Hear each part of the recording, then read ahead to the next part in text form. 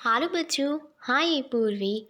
मैं आज फिर से आपके पर्सनल ट्यूटर चैनल पर एक बहुत अच्छी video UP board English class 8 का चैप्टर नंबर 9 लेकर आई हूँ। द बिजी वर्ल्ड, एक व्यस्त दुनिया। आजकल हम सभी लोग अपने अपने काम में बिजी रहते हैं। चलो पहले अपन ये पोएम पढ़ते हैं, देन हम हमारी लाइफ के बारे में पढ़ेंगे। Bees are बुजिंग, frocks are hopping. बीज अपने काम में बिजी है। बीज आसपास जितने भी फ्लावर्स है उस पर बूज कर रही है, घूम रही है, मंडरा रही है। And frogs are hopping, frogs इधर उधर उछल रहे हैं। Moles are digging, they are not stopping. Moles भी डिग, गड्ढा कर रहे हैं, बट इनमें से कोई भी नहीं रुक रहा है, सभी अपना काम कंटिन्यूस कर रहे हैं। Vines from climbing, grass from growing, birds from singing, winds from blowing. जो वाइन्स है वो कंटिन्यूसली क्लाइंबिंग कर रहे, चढ़ाई कर रहे हैं, और जो ग्रास है, जो घास है, वो भी कंटिन्यूसली ग्रो कर रही, उग रही है। And the birds are singing, and the winds from blowing, और हवा चल रही है। यानी सभी लोग अपना काम कंटिन्यूसली कर रहे हैं। The world is very busy. Birds from blooming, bees are humming, sunbeams dancing, raindrops jumping, all the world is wrestling busy. जो बर्ड है, बर्ड यानी जिससे कि फ्लावर होगा, जिससे फ्लावर बनेगा, एक छोटी सी कली। तो जो बर्ड है, जो कली है, वो भी फूल बनने वाली है। बीज जो मधुमक्खियाँ हैं वो भी ह्यूमिंग कर रही है, इधर उधर घूम रही है। सन बेम्स डांसिंग, सन भी नाच रहा है। एंड रेन ड्रॉप्स ड्रमिंग, और रेन बारिश की बूंदें भी नीचे आ रही है। All the world is reeling dizzy, पूरी दुनिया बहुत व्यस्त है। Summer time is very busy, गर्मियों का समय बहुत ही ज़्यादा बिजी होता है। बच्चों, ये जो चैप्टर है, ये जो पोएम है, इससे हमको बहुत सी सीख मिली है कि हमारी लाइफ में हम कंटिन्यूसली कुछ ना कुछ काम करें। हमारी लाइफ बहुत बिजी है। अगर हम स्टूडेंट हैं, दैन स्कूल, ट्यूशन, होमवर्क, इसमें हमारी लाइफ बहुत बिजी है। अगर हम प्रोफेशनल हैं, हमारी जॉब लगी है, दैन जॉब में हमारी लाइफ बिजी है। मीन्स हमें हमारे लिए टाइम निकालना है। We have to manage the time. हमें सभी एक्टिविटी के लिए टाइम सेट करना है। हमें खेलना है, बाहर जाना है। The world is very busy. Try to manage your time, and I hope कि आपको ये पोएम अच्छी लगी है।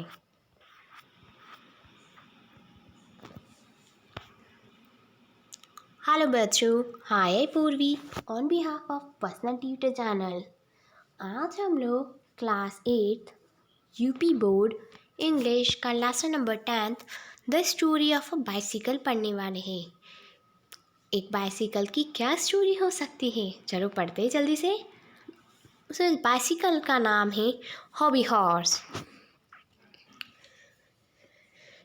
The bicycle is very popular in India. हमारे भारत में बाइसिकल बहुत ही ज़्यादा पॉपुलर है। Old and young, the milkman, the newspaper boy, the postman and the hawker find it useful for traveling from the house to house. चाहे कोई बूढ़ा व्यक्ति हो, चाहे कोई जवान हो, दूध वाला हो, चाहे अखबार वाला हो, पोस्टमैन हो, सभी लोग एक घर से दूसरे घर ट्रैवल करते हैं बाइसिकल की हेल्प से। The first bicycle was built in 1816 by a German. पहली जो बाइसिकल थी वो जर्मन में बनाई गई थी 1816 में। It was made of wood. पहली बाइसिकल लकड़ी की बनी थी। The rider sat on the saddle and rode it pushing his feet against the ground. जो राइडर है वो इस सैडल पर बैठता है एंड अपने फीट को पुश करते हुए साइकिल चलाता है। In England the machine was called the hobby horse. और इंग्लैंड में इस मशीन को नाम दिया गया hobby horse. The Scotsman called the Macmillan improve the hobby horse. फिर स्कॉटमैन ने इसको नाम दिया मैकमिलन। उन्होंने मैकमिलन ने इम्प्रूव किया हॉबी हॉर्स को, यानी इस बाइसिकल को, इस वुडन बाइसिकल को इम्प्रूव किया। He provided the pedals which were connected to the rear wheel by the long rod. उन्होंने पैडल्स बनाए और उसको इसके पहियों के साथ एक बहुत बड़ी रॉड के साथ कनेक्ट कर दिया।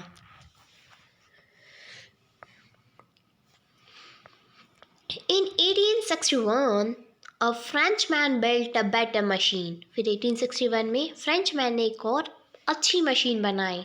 It was called the bone shaker। उसे नाम दिया गया बोन सेकर। Because its wooden wheels gave a rough ride। क्योंकि इसके जो वुडन व्हील्स थे उसकी वजह से राइड बहुत ही ज़्यादा रफ होती थी। लकड़ी की वजह से आगे चलना बहुत परेशानी वाला काम था। So the rubber wheels were fitted। फिर इसके बाद रबर व्हील्स फिट कर दिए गए जिससे कि हम इजीली साइकिल चला सके। And the machine was then called the bicycle. Rubber wheels लगने के बाद फिर उस मशीन का नाम दे दिया गया bicycle. The modern bicycle was built in 1879 by the Harry Lawson an American. और जो मॉडर्न बाइसिकल है वो बनाई है हैरी लॉसन ने, जो कि एक अमेरिकन व्यक्ति है। It was driven by a chain connected to the rear wheel. जो कि एक चेन से चलती है और चेन कनेक्टेड है पहियों से। The bicycle help us to travel about 3 times faster than we walk. Bicycle हमारे नॉर्मल चलने से 3 गुना तेज चलती है। It is a cheap and the fast way to travel. ये सस्ती भी है और फास्ट वे भी है जिससे कि हम जल्दी किसी भी जगह पहुंच सकते हैं। The bicycle provides exercise and plenty of fun. Bicycle की वजह से हमारी एक्सरसाइज भी हो जाती है, हमारा वेट भी लॉस हो जाता है एंड हम बहुत मस्ती भी करते हैं। Twinkling twinkling father goes riding along to office. So twinkling twinkling करते हुए इसके फादर ऑफिस जाते हैं। Raju and Sudha are off to school on their cycle. Raju और सुधा दोनों ही अपनी साइकिल पर स्कूल जाते हैं। हाउ फास्ट दे गो। कितनी तेज जाते होंगे, ज़रा बता सकते हैं? तो बच्चों बताइए, आप में से कौन है जो आज भी बाइसिकल का यूज़ करता है? आप लोग बाइसिकल से कहाँ जाते हैं एंड आपने अपनी बाइसिकल को क्या नाम दे रखा है? तो आपका आंसर मुझे कमेंट सेक्शन में कमेंट करके बताइए। Okay, have nice day.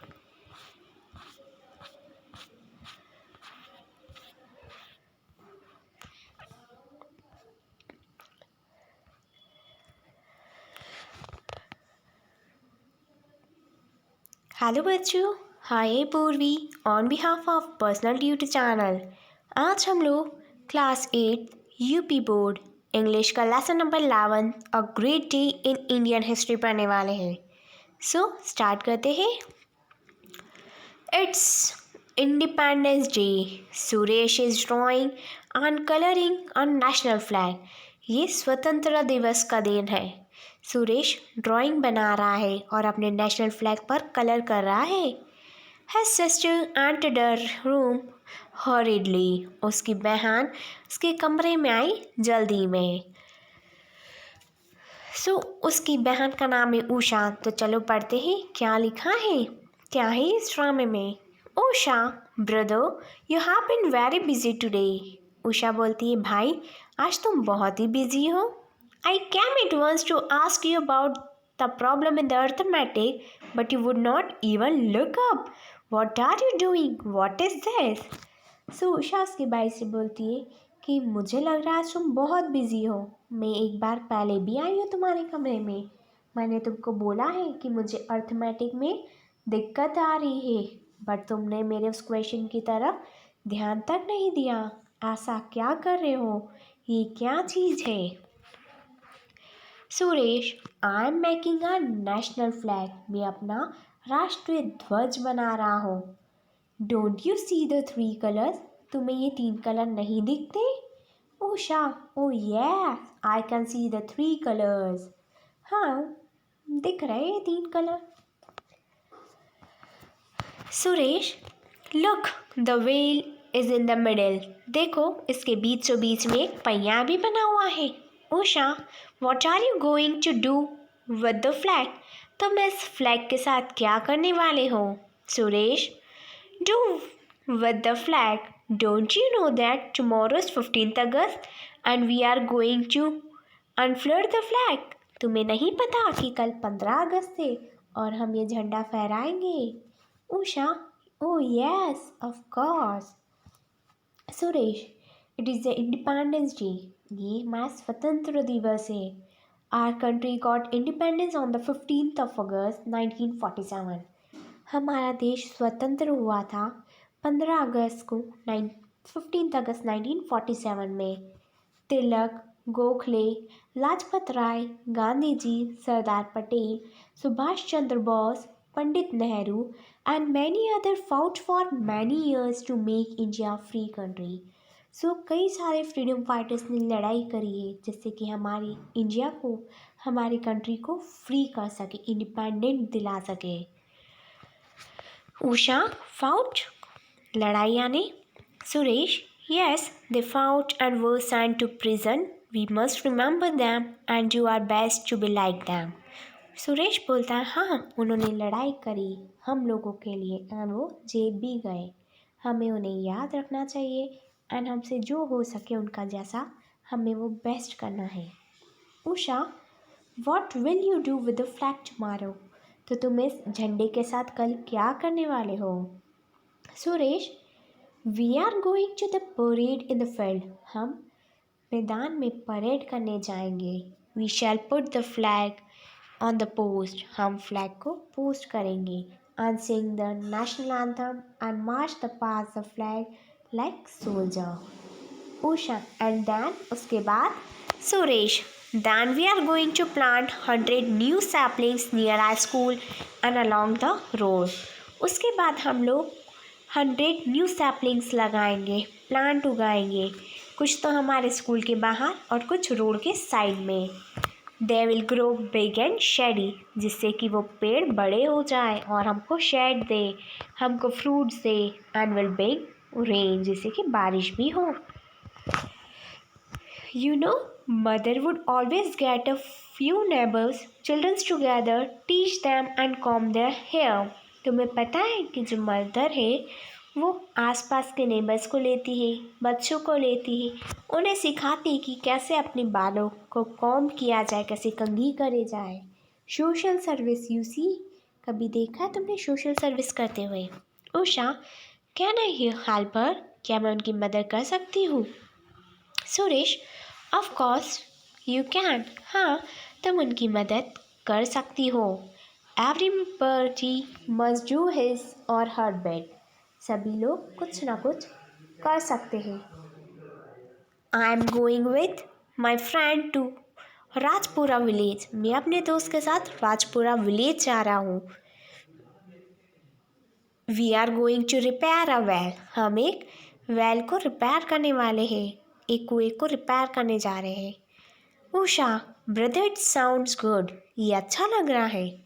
If we all do a little will it help our country. अगर हम सब लोग कुछ ना कुछ करेंगे तन हम हमारी कंट्री के लिए मदद कर सकते हैं। Suresh, oh yes, but we talk too much and do less. हम बातें तो बहुत करते हैं बट काम बहुत कम। It is not enough to unfurl the flag on 15th of August and on 26 January. So सिर्फ यही काफ़ी नहीं होता है कि हम सिर्फ फ्लैग होस्टिंग करें 15 अगस्त को, 26 जनवरी को।